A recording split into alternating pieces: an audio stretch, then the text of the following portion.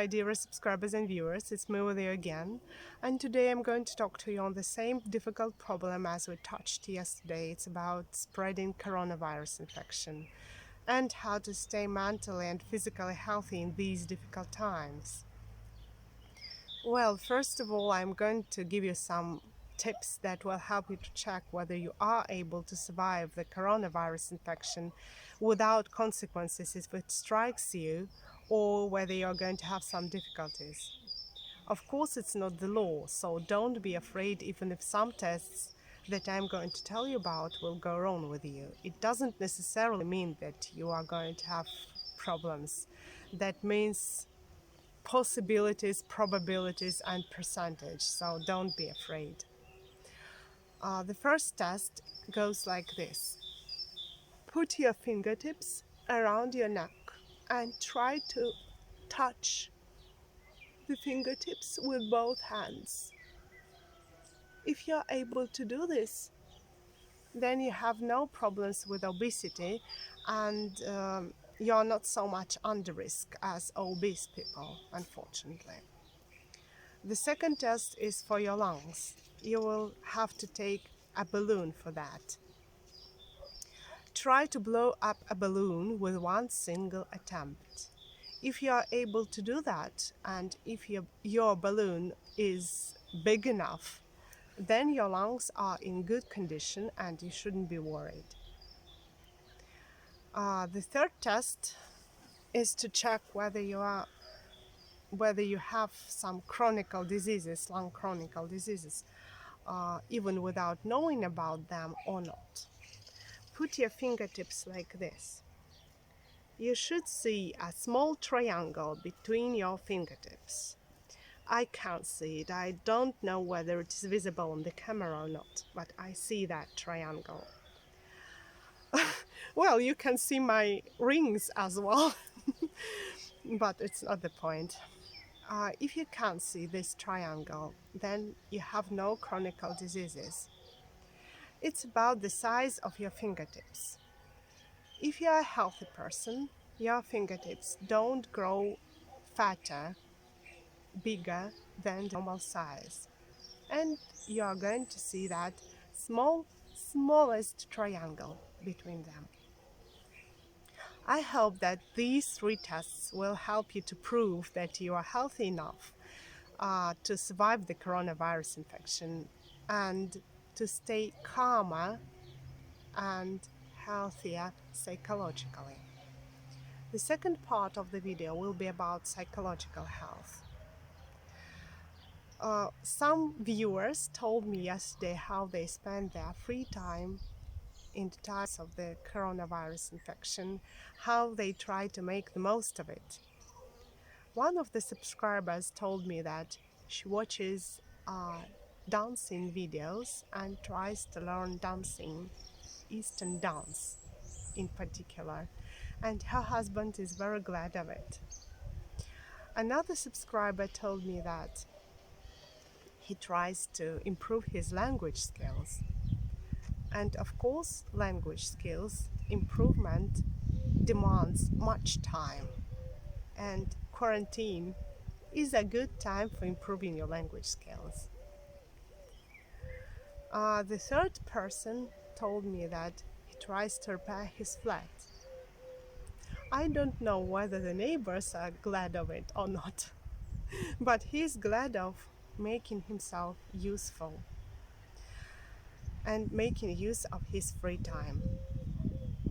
So the most important point of staying healthy, the most important thing to do is to make yourself useful. Making yourself useful will help you to make yourself happy. Because if you feel useless, you will never feel contented with your life, especially if you are under stress, when you are isolated, when you have to stay at home. Try to make the most of your time. In the end, I'm going to show you some breathing techniques that will help you to stay healthy. In order to do that, we'll have to do the same thing as we did yesterday. We will have to remember the most calm and pleasant situation in our life from the past. Try to remember the surroundings again. Try to remember the people. Try to remember the way you behaved. And now, the most difficult thing, try to remember the way you breathed.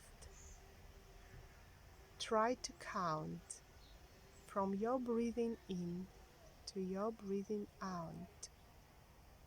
How many seconds passed? How did you breathe? Did you breathe in longer than you breathed out, or vice versa? I suppose that you breathed in longer than breathed out, because when you're calm and contented, when you're pleased, you breathe in longer than you breathe out. That's the main point of breathing when you stay healthy, happy, and calm. Try to remember and sustain that state of breathing, breathing calmly. There is another technique that will help you to stay alert if you want. For example, some people face difficulties getting up in the mornings. They can't get awake. And this technique will help them to wake up. I've mentioned then that when you are alert, you breathe in shortly and breathe out longer. If you want to stay alert, if you want to wake up faster, breathe in shortly, breathe out longer. Breathe in shortly, breathe out longer. You can do it to different counts. You can breathe in to the count of 1 and breathe out to the count of 4. Breathe in to the count of 1 and breathe out to the count of 4. Because each person is an individual.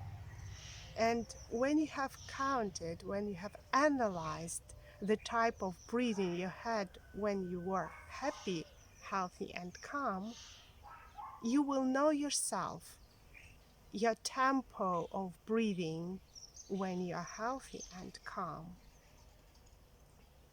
If you feel nervous and you have analyzed your breathing, try to breathe the way you breathed when you were happy. And that will help you to stay calm and contented.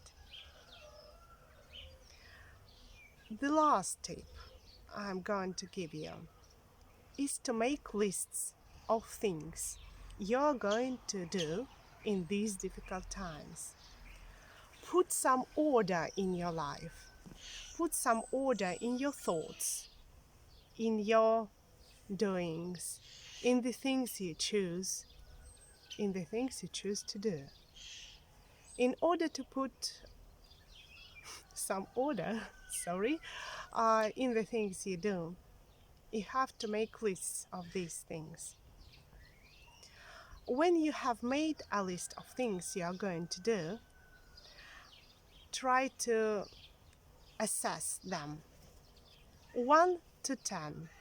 10 is the most important, 1 is the least important.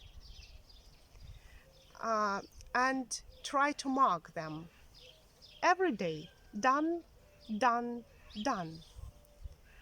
And that will make you feel that you have control of the situation. And the feeling of control makes us feel calm and contented. This is all I was going to tell you for today, and I hope that I have been useful for you. Goodbye. See you next time. Yours, Wise Life.